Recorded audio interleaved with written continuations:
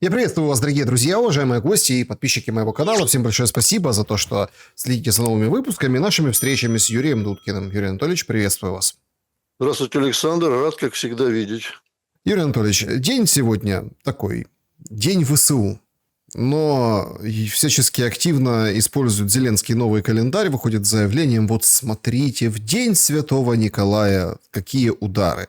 А удары мы уже как бы смотрим планомерненькие. То есть в ночь с пятницы на субботу, выходные. То есть, ну, сказать, что нечто особенное нельзя, да, но каждый раз это все более там тяжелее воспринимает украинская система, энергетика и прочее. В общем, разрушен вокзал в Фастове сегодня. Очень серьезное попадание по складам в Днепре.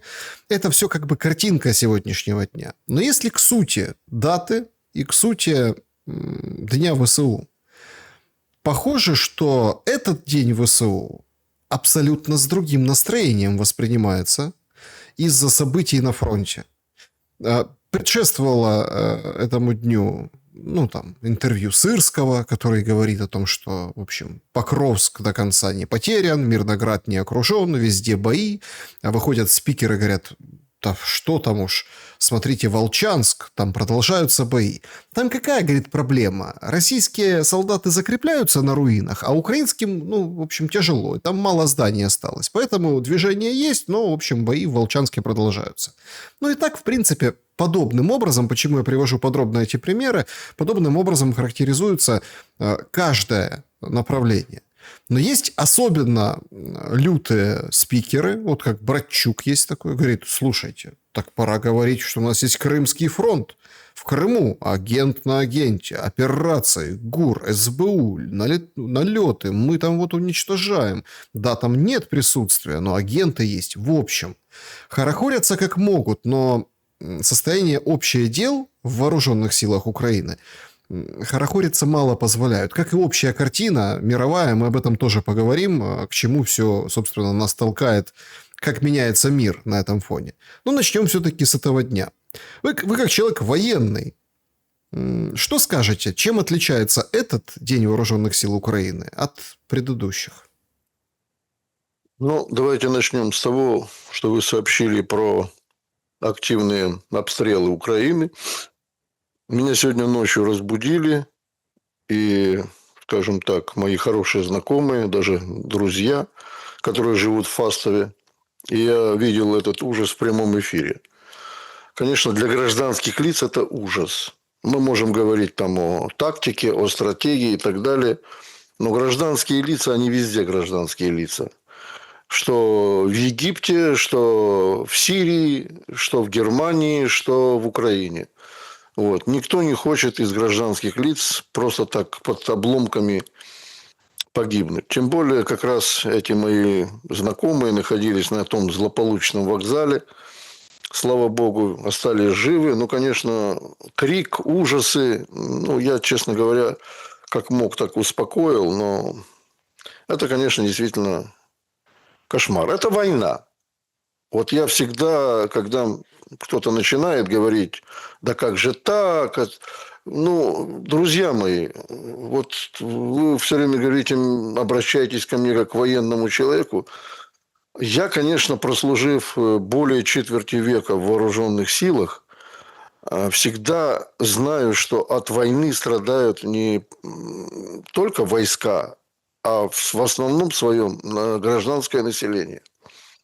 Вот, потому как, а тем более с такими современными типами вооружений, которые существуют сегодня на сегодняшний день и которые применяются в полную силу, вот, это, конечно, еще более усугубляет положение гражданских лиц, населения в целом. Теперь, что касается дня так называемого, я не побоюсь этого слова, Дня вооруженных сил. Где-то в середине 90-х, да, когда я еще был в рядах вооруженных сил Украины, будь этот день не ладен, это я потому говорю, что я все-таки начинал службу в вооруженных силах Советского Союза. и до 1991 года проходил службу на Тихоокеанском флоте. И кто ж знал, как говорится, что кучка негодяев, верхушка Советского Союза, предаст весь советский народ. Впоследствии эта вся катавасия с крушением Советского Союза приведет к тому, что во всех практически регионах страны, бывшей большой страны, пройдут гражданские войны или хотя бы вооруженные столкновения по различным причинам. Но я вот в 1991 году по семейным обстоятельствам, собирая много очень документов, это непростой был труд, перевелся в Киев. Перевестись в Киев из Дальнего Востока, ну, это все равно, что, как сейчас, например, мне или кому-то другому получить американскую визу. Понимаете? Это очень скрупулезный процесс. Перевод военнослужащего, любого офицера, одобрял лично министр обороны СССР. Вот. Поэтому это не очень простая была задача. И я почему сожалею, что я перевелся все-таки на Украину, на мою родину. Да, именно с теми событиями, которые случились в августе 1991 года. И повлекшими за этим всевозможные последствия. Так вот, в середине 90-х, когда я, скажем, дослуживал в вооруженных силах Украины, тот контраст отношения руководства Украины по сравнению с руководством Советского Союза, да, к вооруженным силам, он был таким разительным, таким ужасным. Но я думал, на тот момент это уже все, это предел. Тем более я служил во флоте. Вот. Я часто ездил в Севастополь, я преподавал в нашей Национальной академии обороны. Вот. И я общался со многими военными. Особенно в Севастополе я общался с военными. Это был общий город, так называемый. Я это подтверждаю. Кто бы что ни говорил там про украинство Севастополя. Это был город и российский, и украинский. Потому что там стояли два флота. Согласно еще дальнейшем подписанию Харьковских соглашений между Януковичем и Путиным о пролонгации аренды Черноморского флота вот этой украинской земли в Крыму, как тогда еще она считалась, Российская Федерация в полном смысле слова на всех законных основаниях как находилась в Севастополе, так и продолжала находиться. То есть я общаюсь с российскими офицерами флотскими, просто-таки смотрел на то, как флот российский развивается, как он обеспечивается, какие оклады у офицеров российского флота и какое отношение украинского руководства к своим собственным военным, где корабли не строятся. Хотя есть прекрасная верфь в Николаеве. Любые типы кораблей можно было выстраивать, спускать на воду, укреплять военно-морскую мощь Украины. Ничего этого не делали. Никаких программ не существовало. Там оставили вот этот несчастный крейсер «Украина», да, который Российская Федерация когда-то обязалась довооружить, оснастить всем необходимым, но потребовала, конечно, там какие-то деньги от Украины. Зачем Украина оставляла этот большой громадный корабль, который в пределах Черного моря? Это корабль океанского направления. То есть для Украины, в принципе, если она мечтала о том, что она будет нейтральной, записывала в декларации, что она нейтральное государство, зачем ей нужны были такие мощные корабли, это непонятно. Но, скорее всего, по тому, насколько глубоко вникали в эти вопросы, глубоко я в кавычках беру, и Кравчук, и Кучма, а они вообще туда не вникали, то становится понятным, что и в целом такое отношение к вооруженным силам было у высшего руководства Украины. И мы просто-таки эту дату, вот которую сегодня якобы Украина отмечает, мы с такой иронией тогда относились. Настолько, потому что для нас всегда было Днем вооруженных сил, это понятно, 23 февраля. Но Украина, естественно, в тот период времени, даже вневоенный период времени, решила не быть такой, как Россия. Даже в книжке про это написали. И придумали свой праздник вооруженных сил. Ну, бог с ним. Ну, так задаюсь вопросом. Все эти годы, и в тот период времени особенно, не только я, вся Академия вооруженных сил Украины, Академия, понимаете, вопила в кулуарах о том, а где же вот этот праздник? Что мы празднуем? Где вот это победоносное становление независимой Украины в лице украинских вооруженных сил? Когда украинские военные будут на том же уровне, что и значит, военные в Европе, в Соединенных Штатах. Ориентировка же ведь была на Запад. Вот. И, так сказать, перещеголять и переоснастить мечталось вооруженные силы Украины. Как были вооруженные силы Украины с советским оружием, так они и остались. Как достались от Советского Союза несколько кораблей для украинских ВМС, так оно и случилось. Правда, шла 1,5 года просто-таки оголтелая борьба не на жизнь, а на смерть за Черноморский флот в лице господина Кравчука и господина Ельцина. Но Украина, естественно, осталась с носом. Ну так еще раз вот повторяю, тем более после Советского Союза Украина имела невиданные возможности, значит, не просто возобновить, а создать практически заново все сферы военного строительства. То есть богатая страна была.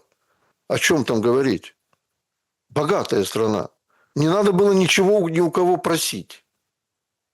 Но решили, опять же, с одной стороны, як кажуть, не з'їм, то понадкусую.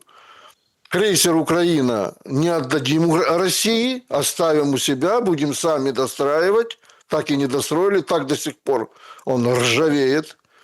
А завода в Николаеве нет, он разорен и обанкрочен. Своего флота уже давно нет. Покупаем резиновые лодки у Великобритании и у других государств. Ну, то есть, не господа в Черноморском театре военных действий. Далеко не господа. Я уже не говорю о том, что Черноморским флотом командует офицер по образованию, военному образованию, танкист. Ну, я почему так подробно коснулся этой темы флотской, да, потому что, ну, тема, скажем, танкистов или пехотинцев меньше знакома, Александр. Поэтому я вот акцентирую свое внимание именно на этом. То, что Украина должна была быть морской державой, это вне всяких сомнений. И для этого, и повторяю, были большой был потенциал и большие возможности. Все это почему-то в угоду кому-то, кому мы понимаем, кому. Говорили, вам не надо иметь военно-морские силы. НАТО, ваше будущее, НАТО защитит вас. В Одессу просто вереницей шли корабли НАТО, демонстрируя, так сказать, мощь НАТО. И что НАТО возьмет Украину под свое крыло. Конечно, безумно раздражая, во-первых, жителей Одессы. Сколько было демонстраций антивоенных в Одессе, это просто не сосчитать. Это не потому, что одесситы были в тот период времени пророссийскими, как сейчас говорят. Потому что одесситы понимали, делать военно-морскую базу НАТО из красивой, любимой, родной Одессы – это преступление руководства страны. А еще они, конечно, больше всего мечтали о том, что Севастополь, где он полностью был оснащен Севастополь, Балаклава. Балаклава – это вообще жемчужина подводного флота Черноморского. Что они там будут размещать свои корабли и подводные лодки, это было сверх их мечтаний. Что, собственно говоря, и многие декларировали уже открыто на Майдане 2014 года. Вот. Ну, а Поэтому, сейчас, видите, Крымский фронт. да. Вот они пытаются сейчас таким образом обозначить, так сказать, бывшие свои мечты в то, что Крымский фронт будет возрожден. Ну, пусть попробуют. Я не думаю, что это удачная идея. Тем более, что все уже сказано. Вот, честно говоря, и по Крыму давно уже все сказано.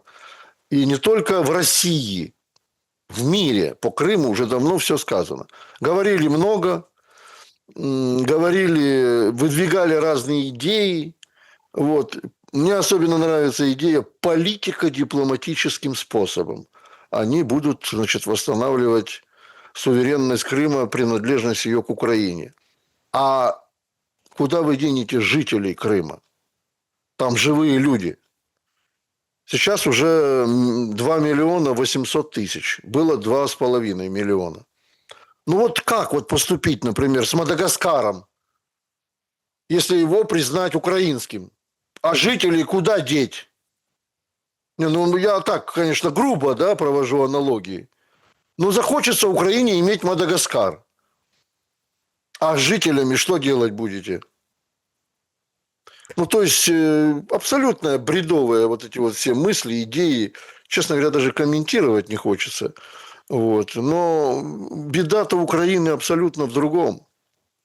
Не хватило мозгов, и сейчас их не хватает.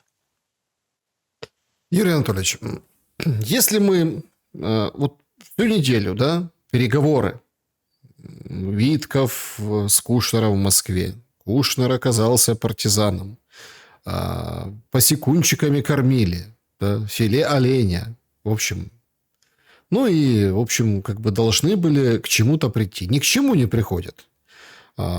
Третий день подряд в Майами Витков опрашивает, допрашивает, расспрашивает, согласовывает что-то с Умеровым. Госдеп выпустил, ну, потому что негоже, да, 2 дня встретились, сегодня третий. Негоже столько встречаться и ничего не сообщить. Но не сообщили максимально обтекаемо, говорят, ну, все зависит от России, условно. То есть, переговорный трек, мы видим, что он, ну, опять-таки, или нам что-то не рассказывают, или он в тупике. Параллельно с этим сказать, что шибко там идет движение по фронту, но пока обвала не случилось. Движение есть, но обвала нет. Вместе с этим вот эти тяжелейшие обстрелы. Как вы видите развитие событий? Не политико-дипломатическое, а именно военно-политическое по догоранию вот этой войны. Почему я говорю догоранию? Потому что, как вот вы правильно говорили, да, есть живые люди. Да людям уже плевать, понимаете? Они уже, ну, то есть, никто не хочет умирать из этих ВСУ, в праздник День ВСУ. Все понимают, за что они умирают. Там коррупция вообще пронизана все. Отдельно, если захотите, поговорим там про нардепа Скороход и, скажем так, ну, то есть, оппозиция ты, не оппозиция, власть, не власть, все одним миром мазаны. Да, она там сейчас заявляет, не-не-не, это все фальсификация, это на меня давят. Ну, слушайте, давят, не давят, ну, понятно, что наши спецслужбы и паспорт российский нарисовать могут, но в этом случае пока не было у Скороход российского паспорта, посмотрим. То есть, все видят, что Ермак ушел, его вывели отовсюду, но ничего не происходит. И на этом всем фоне, собственно, на фронте какая-то безнадега повисла. Ну, в том плане, что-то происходит, ну и происходит. Мы, если что, опровергнем, что россияне там зашли в какой-то новый населенный пункт. Опровергли, пока там суть до дела, день, 2, 3, неделя. Ну и, в общем-то, а дальше уже неинтересно. Это же уже не новость, что там этот населенный пункт потерян. Как вы видите, к чему все идет? Именно с точки зрения, вот как вы правильно выразились в начале, войны. Потому что это все-таки не шашечки, не бирюлечки, это война. Ну да. Я повторяю очередной раз, что Украина находится в начальной фазе Третьей мировой войны. Ее раскол Украины, ее, так сказать, передел просто неизбежен. И это демонстрирует вот эти переговоры. То есть это неизбежность просто. Можно быть против этого, можно быть за это, но этот фактор неизбежен. Вот эти переговоры во Флориде, да, это же действительно, это же так смешно. Вот в начале, когда были анонсированы, они объявлены, да, и уже Умеров туда приехал, и уже все СМИ обсуждают, что Уитков там и Кушнер. Потом бац, все пропадают. Ну, американцы, понятно, где они на докладе у Трампа, а украинцы все пропали во Флориде. Ну, на пляже там растворились где-то. Их 2 дня не видно было, не слышно. Потом, наконец, собрались 5 числа. И вот вы перечислили, да, там, какие у них основные темы для обсуждения. Вообще-то тема для обсуждения одна. И у Умерова, и у американцев. У американцев своя тема. Как сделать так, чтобы уговорить Путина остановиться? Вот это тема американцев. И Трампа лично. Как уговорить Путина остановиться там, где он сегодня ведет боевые действия? Это я так для людей, чтобы не применять какие-то высокопарные политические выражения и так далее. Вот я для простых людей говорю. Трамп мечтает об этом. Вот. Чтобы он просто вот Путин остановился. Сказал, все, по рукам, я останавливаюсь. Вот, будем добивать бесконтактным способом Украину. Фронт не будет двигаться. Ведь самое главное, американцы, если вы заметили, да, они уже даже не ставят вопрос о прекращении огня. Вот, не стоит такого вопроса. Он где-то там проскакивает так отдаленно на фоне каком-то. А на самом-то деле Трамп хочет остановить фронт украино-российский. Вот, чтобы Российская Федерация не продвигалась ни в Днепропетровскую область, там про Донецк уже они молчат, американцы, и в Запорожье, и в Харьков. Вот туда, чтобы россияне не двигались. Это вот главное то, что, значит, советует Трампу из Пентагона. Вот. Хексет такой же болван, как и Трамп, они в военных делах ничего не понимают. Но американские генералы говорят, что с потерей этих городов рухнет, в принципе, все.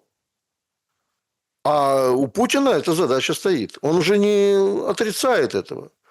Вы заметили, как он употребляет все чаще и чаще слово «Новороссия»? Он когда-то об этом сказал, если мне память не изменяет, где-то в году 2015 для широкого, так сказать, объема журналистов. На Так и очередном... тогда Новороссия это было нечто одно, а сейчас, наверное, Да, нечто другое. конечно, конечно. Поэтому, чаще употребляя слово «Новороссия», Владимир Путин значит, объясняет миру о том, что, первое, те части территории Украины, в которых уже находятся вооруженные силы Российской Федерации, они будут разрабатываться военным способом до конца. Причем Путин же сказал, что Новороссия будет освобождена любым способом. То есть или дипломатическим, а скорее всего военным. Почему? В смысле, почему? Ну, почему, скорее Если всего, дипломатия военным? зайдет в тупик, Но мы не то знаем, зашла она в тупик или нет, понимаете? Сейчас как бы... сейчас дипломатия по вопросу Украины в глубоком тупике. То есть почему? Потому что не соответствует в беседах, в дипломатических встречах, раутах предложения одной стороны не удовлетворяют положение другой стороны. Я беру как и украинскую, так и российскую стороны. А главное, что удовлетворило бы прежде всего американскую сторону, это остановка фронта. Вот это главное для американцев. Плевать им на Украину. Будет она в войне с Россией, не будет. Будут они перестреливаться между друг другом, не будут. Это его не волнует уже, Трампа. Остановить фронт. Вот это с 3 восклицательными знаками он поставил такую задачу Пентагону и Госдепу. Теперь второй момент по Майами. Ну, американцы уже просекли, что Умеров и компания просто-таки живут уже в Соединенных Штатах. А Зеленский живет в Европе. Поэтому что там мудрствовать лукаво? Будем работать в Майами. Сделаем Майами штаб-квартирой по переговорам по решению украинского вопроса. И вот уже 2 дня, да, там они муссируют темы, ну, там, контакты США, шаги по завершению конфликта. Это все вот этот шар, да, обсуждают. А второй вопрос, который они обсуждают, вот это мировые СМИ выносят сейчас на первые полосы, обсудили перспективы послевоенного восстановления Украины. Ребята, кто будет восстанавливать и что? В каких границах?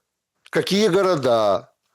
Вот как об этом сегодня, сейчас можно говорить, когда война только разгорается.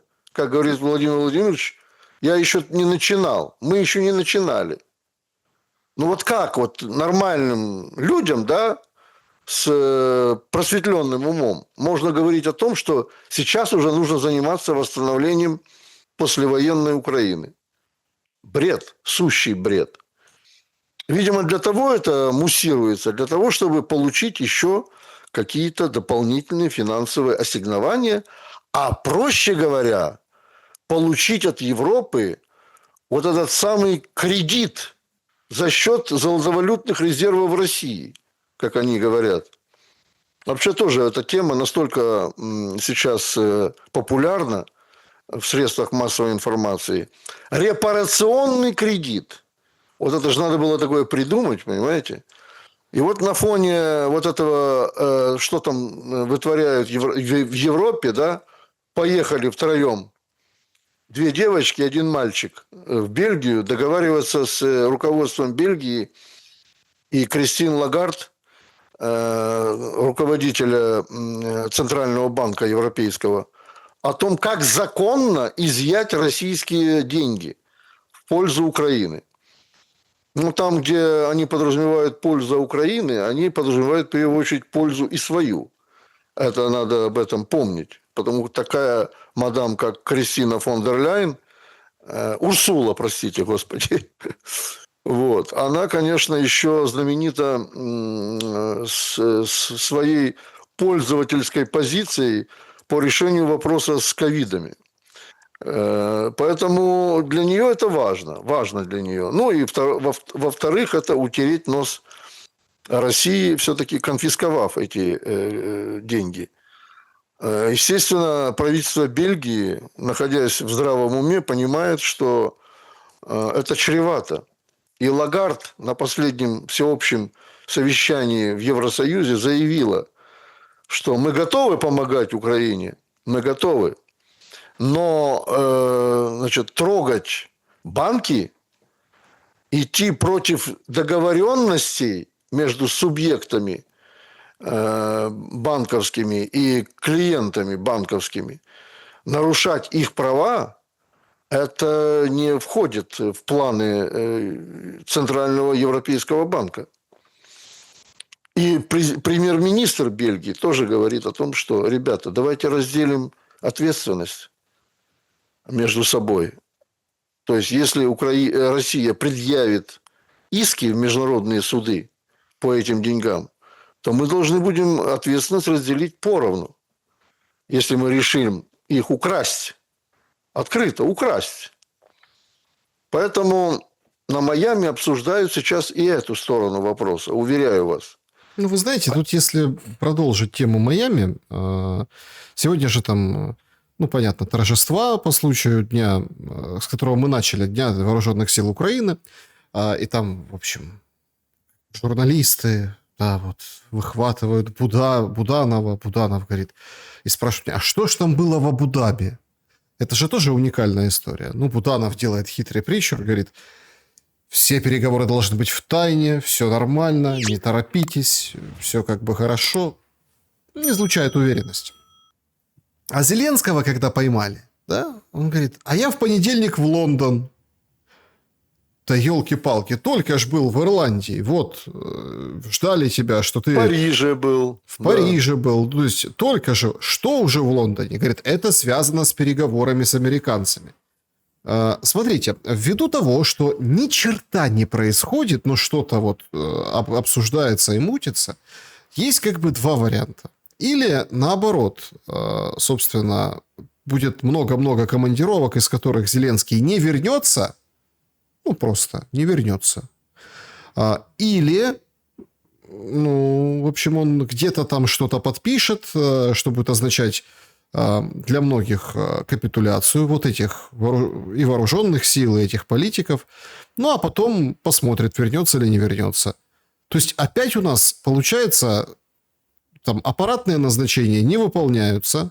Вот эти все скандалы, они как бы, знаете, на паузе определенной. То есть пипеточно выплескивают эти пленочки, каким-то образом там как-то влияют на процессы.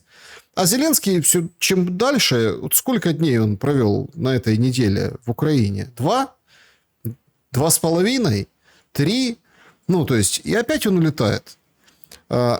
Смотрите, что ждет Зеленского? Сейчас задаются этим вопросом многие.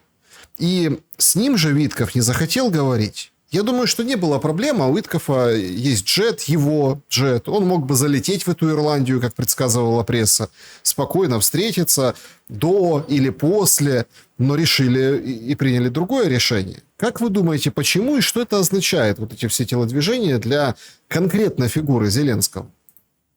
Ну, во-первых, означает это одно, Александр. Соединенные Штаты, коль уж мы заговорили об Уиткофе, не желают иметь дело с режимом Зеленского. Ну, не желают они иметь дело. Они проще договориться с Москвой. Пока не получается договориться с Москвой. Но и с Зеленским общаться для них это высший предел терпения. Вот. Если кто-то думает, что февральский скандал в Белом доме в Америке забыли, ну, они ошибаются. Там, особенно Дональд Трамп, он никогда ничего не забывает. Хотя ему уже скоро 80. Он при хорошей, светлой памяти. Вот, и он делает то, что ему надлежит делать. Потом существует еще все-таки, как ни крути, та американская буржуазия, называемая дипстейтом, которая даже если Трамп забудет, она ему напомнит кое-что. И в первую очередь, еще раз говорю, что Трампу важно договориться с Путиным об остановке фронта и последующем для раздела Украины и торговли между Россией и Соединенными Штатами. Ведь он торгаш. Он же торговать хочет, а не воевать. Он воевать-то не умеет, Трамп. А вот торговать, заниматься бизнесом, да, это в его русле, это в его стиле. Вот. И он этим хочет заниматься, пока еще на своем веку, пока он жив еще. Поэтому говорить с тупыми Зеленскими, Ермаками, Умеровыми и так далее, которые проще всего им думать хочется о своем кармане, а не об Украине там, или ее территориальной целостности. Это все ширма для них. Вот. Он не хочет, Трамп. И не будет он с ними разговаривать. Я бы посоветовал, кстати, господину Зеленскому присмотреться к своей охране. Вот вы как-то так чохом заметили, да, что он там ездит по Европе и живет в ней. Вот. И вариантах его отстранения от должности. Ну, во-первых, то, что он затеял на Украине сейчас с народными депутатами, в первую очередь своей же фракции или с бывшими депутатами своей фракции, говорит о том, что он от власти не собирается отказываться. Вот. То есть он сейчас будет стричь газоны депутатские с целью избавиться от неугодных. То, что Аня Скороход, дай ей бог здоровья, сядет, я в этом нисколько не сомневаюсь. Она сядет. Сядут еще человека 3-4. Я пока фамилии называть их не буду. Вот. У них тоже будут обыски. Я же это все проходил, Саша. То, что у меня искали, первое, антиправительственную литературу, антигосударственную, деньги, причем деньги не такие, как у Скороход нашли там, $80 тысяч и 100 тысяч гривен. Понимаете? И оружие, третье, что ищут СБУшники.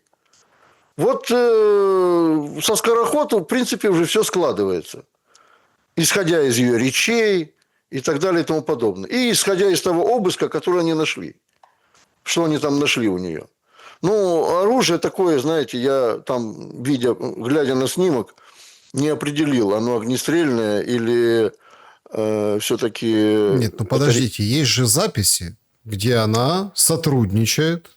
Записи эти можно сгенерировать, Саша, в один момент. Понимаете, записи, в чем дело? давайте говорить серьезно. Записи для Украины – это инструмент для того, чтобы поскорее человека засадить в тюрьму. А говорила она это, не говорила, это уже другой вопрос.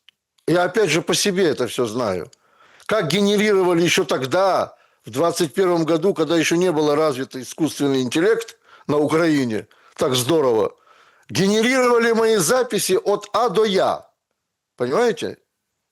Но это же не аргумент для того, чтобы человека засадить по законам Украины.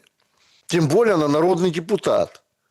Народный депутат. Это не я какая-то там личность, рядовой гражданин Украины. Член парламента. Попробуйте сейчас засадить кого-нибудь из палаты лордов Великобритании. Ну, это же смешно. Если мы говорим о высокой букве закона. Ну, то есть вы считаете, что Скороход не виновата, а доказательства, которые приведены, неубедительны? Абсолютно. Абсолютно. Вот. Даже если Скороход что-то и говорила, значит, главным аргументом в доказательствах должны быть показания свидетелей, а не записи какие-то. Записи, ну, еще раз говорю, это техническая вещь. Ее можно подделать элементарно. Тем более сегодня с таким электронно-техническим развитием всего, что есть. Но Скороход на сегодняшний день для них это как раз тот... Следующее, кстати, будет, может быть, безуглое. Вот попомните мое слово. Следующее может быть безуглое. Она ведь сейчас копает под Сырского. Что такое Сырский для Зеленского? Это тот болван, который выполняет все его указания, раздает интервью. Вот когда верховный, не верховный, а главнокомандующий, да, начинает раздавать интервью, Александр, это все, армию можно хоронить сразу. Потому что такие лица, как руководители СБУ, руководители разведок, спецслужб, руководители Министерства обороны, они не должны давать интервью. Есть определенные сферы, куда журналисты не имеют права вторгаться, а тем более допрашивать тех, кто руководит этими органами. Это все, это конец государству. Это разглашение всего. Или же, если не разглашение, то демонстрация кретинизма этих руководителей. Потому что они обязаны будут врать. А журналисты ведь не дураки, понимаете? Они все это упаковывают в свою упаковку, выдают в эфиры, ну и показывают, что тот же Сырский, он просто идиот. Поэтому он не собирается, Зеленский, сегодня убирать его, Сырского. Вот. Но что-то будет так а делать... зачем ему идиот главком в воюющей стране? Он идиот с точки зрения своей неподкованности в интервью. Вот в чем дело. Может быть, он и выполняет те задачи фронтовые, которые ставит ему Зеленский. Вот. Врать там про количество пленных там, и так далее и тому подобное. удерживать, перебрасывать из Купянска в Красноармейск передовые части вооруженных сил Украины, тем самым обрушить оборону Купянска. Просто-таки обрушить. Вот. А этим, безусловно, россияне, как наиболее опытные военные и вояки, этим воспользовались. Потому что вооруженные силы Российской Федерации, разведка вооруженных сил Российской Федерации, она более глубокая. Тем более они используют и космическую разведку, чего у Украины нет. Они полагаются все на американцев, ВСУшники. А американцы на сегодняшний день, это, кстати, тоже к слову, продолжают снабжать разведданными ВСУ. Чего бы там про мир они не говорили. Но российские военные, еще раз говорю, это делом секут на раз. Даже только стоит одной машине или нескольким автомобилям выехать из определенного участка фронта, россияне знают уже куда. Куда это все перемещается. И вот Сырский, конечно, для этих задач он годен, потому что иных-то нет, Александр.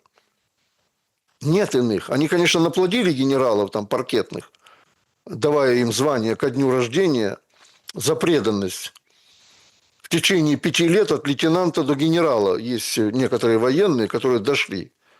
Вот. Но это ж не говорит о их титаническом военном уме, о том, что они могут грамотно выстраивать оборону, используя те ресурсы, которые им дает высшее руководство страны. Оно ни черта не дает. Вот в чем проблема вся. И говоря сегодня, вот в этот день, да, Вооруженных сил Украины, так называемый день, я хочу сказать следующее, что Зеленский добровольно от руля не уйдет. Я бы ему посоветовал, вот не завершил тот момент, когда ушел в другую тему, присмотреться к своей охране. Это же спецслужбисты Великобритании. Они исполнят приказ руководства Ми-6 по его устранению, просто такие не моргнув. Не моргнув, когда в Великобритании, в Лондоне поймут, что Зеленский уже не нужен. Он и так уже не нужен. Он и так уже не нужен. Ну, так вроде же американцы должны рулить процессом. Видите, а вы говорите о Великобритании. Получается, Господи, что не обои, а рябое. А двойное агентство кто-то отменял? Господи, это история. Я сейчас не начну приводить примеры двойных агентов. Вот. То, что Умеров завербован Центральным разведывательным управлением, у вас есть сомнения? У меня нет. У меня нет сомнений в том, что высшее руководство страны работает и на Великобританию, и на Центральное разведывательное управление США. Абсолютно никакого. О чем речь, Господи? Для этих особ, которые вербовались в эти органы, главное сохранить свое состояние финансовое и свои семьи. Семьи они уже повывозили. Надо сохранить состояние. То есть, а для того, чтобы его сохранить, нужно выполнять все те задачи, которые перед ними ставят. Сказали им тянуть Великобритании переговоры с американцами, они тянут. Сказали американцы Зеленскому, выжимай все соки из Европы, он и будет выжимать. И он не просто там просит, Зеленский требует у Европы. Вы же посмотрите на эти поцелуйчики. Это ж просто такие, понимаете, отец родной для Европы, Зеленский. Я когда здесь по улицам хожу европейским, да, и вижу эти кортежи его, и даже рядовые граждане там, кто это? Зеленский. Они ж прямо боготворят его, что он противостоит один, как они считают, против России, ядерной державы. Поэтому продолжение следует, как говорят в хороших фильмах. Еще одна такая очень важная тема, это в День Вооруженных сил Украины, я бы хотел, чтобы мы ее подняли. Нам все говорят, что ТЦК – это те же ВСУ. Ну, мол, смотрите, вы там не повинуетесь или там что-то происходит у вас с вооруженными силами Украины, с военным человеком. Вот эти все истории, а давайте их там выведем из состава вооруженных сил Украины, они не увенчались успехом, как и форму давайте переоденем. Сразу нашлись какие-то бравые, которые говорят, вот мы воевали с 2014 года, а вы нас заставляете снять эту форму. В общем, беда. Что стало таким триггером, специфическим, очень болезненным, но триггером вот этих тем вокруг ТЦК, возобновления их, дискуссий? Убийство во Львове. Причем показывают парня, ну, в общем, как бы он говорит, 30-летний парень, говорит, у меня нет отсрочки, нет ничего. Ну, я остановили проверить документы, а потом вывалились 4 человека, начали бить. Ничего не помню. Да, говорит, нож мой, нож был. Ну, и, собственно, все показательно горюют по ТЦКшнику, говорят, что начинают задумываться о каких-то реформах, да, что и на что имеют право ТЦКшники, на что не имеют. Отдельные народные депутаты, как есть такая Зинкевич, Порошенко, кажется, значит, иногда бывает так, что ТЦК перестараются, но каждый военный ТЦК, которого мы потеряли, это трагедия всенародного масштаба. Представляете? Военнослужащие не виноваты, что нам нужно мобилизовать большое количество людей. По-правильному каждый из нас рано или поздно должен служить. Ну и понеслась. Давайте, донатьте, воспитывайте детей, не прячьте женщины у клонистов под юбками, все на фронт, все для победы. И вот эта вот тема, она же такая, кажется, узкая, мелкая. Ну, то ли дело, например, там, хорошо же обсуждать, например, Макрона у Си Цзиньпина или Путина у Моди, да? Это вот такое что-то большое. Или там, например, Европу или какие-то... А это вроде как такая... Ну, другая, местная история. Но она же нам показывает, что война не заканчивается и не закончится еще очень долго. Потому что гребут, как в последний раз. Юрий Анатольевич, как вы относитесь к ТЦК? У них тоже сегодня праздник, День вооруженных сил Украины? Формально, наверное, да. Но, Александр, ТЦК – это не ВСУ. Однозначно. В ТЦК просто не хочу, наверное, не хотел бы говорить грубо, но это сброд. Туда собирают всех, даже уголовников, для того, чтобы они оправдали свою сущность перед государством. Поэтому они звереют, поэтому если им сказали, а это точно, если ты не приведешь сегодня двоих в ТЦК, не похитишь людей, хотя бы 2 человек, в течение там недели, в течение там месяца, там разные есть эти расценки, раскадровки и так далее. У них есть план по похищению украинских граждан. То ты сам поедешь на фронт. Вот это для них очень такой стимулирующий фактор. Поэтому ТЦК – это не вооруженные силы Украины. Те военные, которые... Ну, надо говорить правду. Я ее всегда стараюсь говорить. Те военные украинские, которые есть на фронте, да, они возмущаются. Я имею в виду, прежде всего, не рядовой состав, я с ними не общаюсь. С теми, с кем я общаюсь, они говорят, конечно, нет достаточного количества личного состава. Некоторые подразделения вооруженных сил Украины сегодня на 60% это ротное звено, батальонное звено и так далее. На 60% лишено пополнения. То есть эти подразделения фактически не боеспособны. И они, конечно, хотят пополнения, эти украинские военные, командиры эти. Дайте мне личный состав, я не могу выполнять задачи боевые, которые ставятся мне. Но с другой стороны, когда они же тоже интернетом владеют, там хоть и запрещают, конечно, но люди подсматривают интернет. И они когда видят все это, что творится в их родных городах, что творят с гражданами Украины, которые не хотят идти служить. Это же ужас просто. Они этот ужас видят и говорят, что нет, нам такие военные не нужны. Они не мотивированы И это действительно так. Они в учебные отряды приезжают, в учебки, и сбегают оттуда пачками. Просто такие. Мало того, если раньше сбегали, оставляя оружие, вот что, кстати, немаловажно, они сегодня с оружием убегают. Я даже не знаю, каковы мотивы этих военных, которые прихватывают с собой там боекомплект и автомат Калашникова. Это нормальные мотивы. Вот смотрите, Одесса. Мужик сбежал в ССЧ, взорвал 2 гранаты в подъезде, ногу оторвало, с женой поссорился. Да, то есть.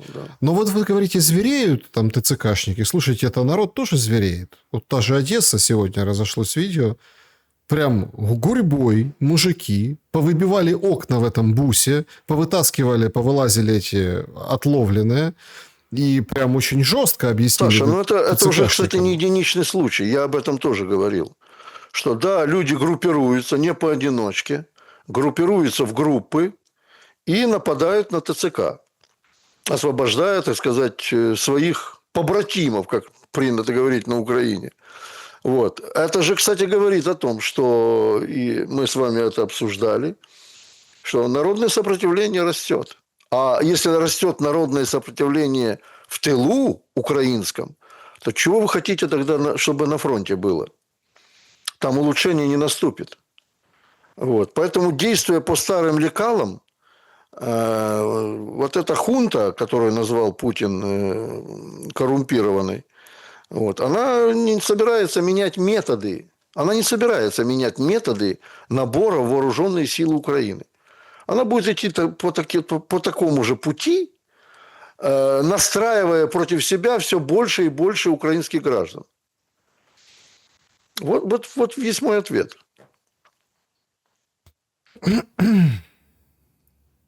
На каких рубежах война имеет шансы закончиться? О, ничего себе вопросик. Любите вы, Александр, завернуть в конце. Не по зарплате, да, там говорят. Вот, да. Нет, это вы, конечно, завернули. Я же не представитель Генерального штаба российской армии. Вот, и о планах мне вообще ничего не известно. Я лишь только, глядя на... Нет, я объясню, с вашего позволения. С вашего позволения я объясню. Понимаете, в чем дело? Я вот который день задумался и не могу понять. Вот не могу понять. И нам, в принципе, на этот широкий общественный логический запрос начинают там давать периодические ответы. Вот, например, Малюк, да? Пропал же Малюк с радаров. Пропал. Нет Малюка. Некоторые говорят, на больничку слег. Пока тут вся шумиха. Сейчас же слухи пошли, что СБУ под НАБУ легло. Или как бы вместе с ними, да, пристроилось, чтобы, если что, как бы спасать свои шкуры дальше. И все говорят, вот, все, осыпается власть Зеленского. Нет, смотрите, помусолили эту тему. Она не осыпается. Власть Зеленского не осыпается. Уверяю вас. Помусолили. Раз, смотрите, СБУ, вот Зеленский, Малюк, вчера пока встретились, показал фотографии. Они сидят и думают, как институции укрепить украинскости. То есть глава СБУ думает вместе с президентом срок, который вышел, как институции в Украине укрепить. Парадокс, понимаете? Вообще, дело ни одного, ни второго на самом деле. То есть, я имею в виду, что нам как бы отвечают на эти вопросы. Там Подоляк выходит, говорит, у Зеленского стержень, марафон нужен до конца войны. Такие, знаете, посылы дают нам, посылы.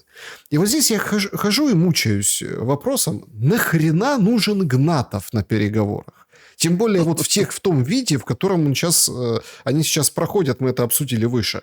Это называется представительность. Вот должен представительность чего? Он должен сидеть, смотреть на карты. Мощи украинской, мощи. Что вот, видите, у нас начальник генерального штаба Гнатов посвящен во все переговорные процессы. Он знает, о чем мы говорим, значит, он будет знать, как выстраивать оборону Украины. Вот это вот приблизительно такая логика. Так я же поэтому и задаю такие вопросы, на каких рубежах остановится. Генштаб. Вообще человек без политики, условно, солдафон, функция, человек-функция. Вы же знаете, как работают генштабы. Логистика, обеспечение, ресурсы, вооружение, подвоз, фронт, туда-сюда. А Витков тебе зачем? Вот я поэтому и говорю, что по своему недоразумению взяли туда Гнатова для того, чтобы показать представительность украинской делегации. Что касается фронта, ну вот давайте так порассуждаем вкратце в заключении. Россия продолжает наступать. Медленно, быстро, это не важно. Сегодня, во всяком случае, успех по всему фронту на стороне Российской Федерации. Владимир Путин регулярно, это я подчеркиваю, собирает высший командный состав всех направлений фронтовых на одном из командных пунктов. Эти места, они, понятное дело, разные, и понятно почему. Собирая их, опять же, заметьте, как Владимир Путин проводит эти совещания. Он выслушивает доклады, а затем выслушивает предложения.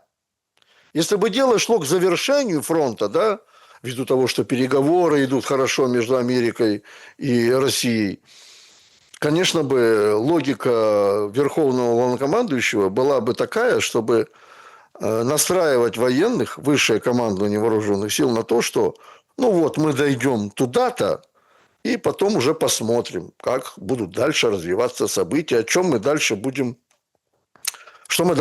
планировать в процессе прихода к миру. Но я не вижу в выступлениях Владимира Путина ни слова, ни полслова о том, что где-то на каком-то рубеже придется российской армии остановиться. Нет такого.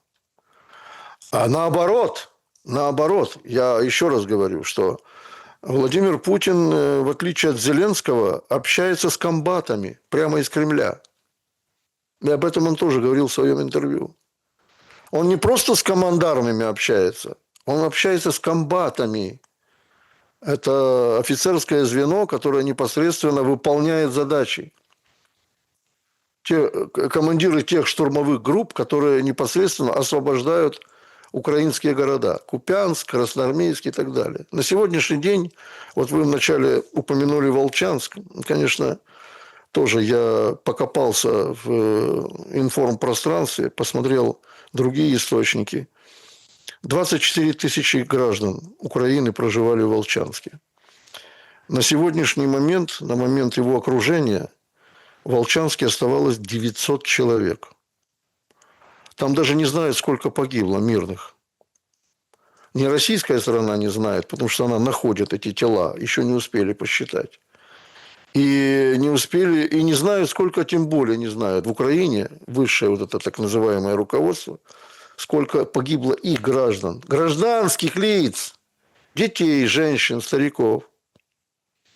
А россияне, когда, значит, брали в окружение этот город, военным лично Путин ставил задачи по возможности выводить мирных на российскую территорию.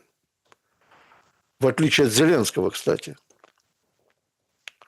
Вот вам, пожалуйста, вся картина маслом, как говорил один известный киногерой. Поэтому на каких рубежах остановится российская армия, об этом никто не знает. Об этом, я думаю, даже до конца, может быть, не знает и президент России Владимир Путин. Но он знает четко, что нацистский режим в Украине должен быть сокрушен. Это даже не стоит в порядке обсуждения на сегодняшний день. Об этом говорит все высшее руководство России, начиная от руководителя Государственной Думы и Федерального собрания, и заканчивая многими значит, руководителями на местах, такими как, например, господин Хинштейн в Курской области. Они говорят все об одном. Нацистский режим Украины должен быть сокрушен. В чем это будет выражаться? В освобождении Киева, в освобождении Львова, Житомира. Об этом никто пока не говорит. Но цели определены. Юрий Дудкин был моим собеседником сегодня. Спасибо за время и мысли. Спасибо, Александр, вам. Всего доброго. Друзья, берегите себя. Всем добра и света. Увидимся.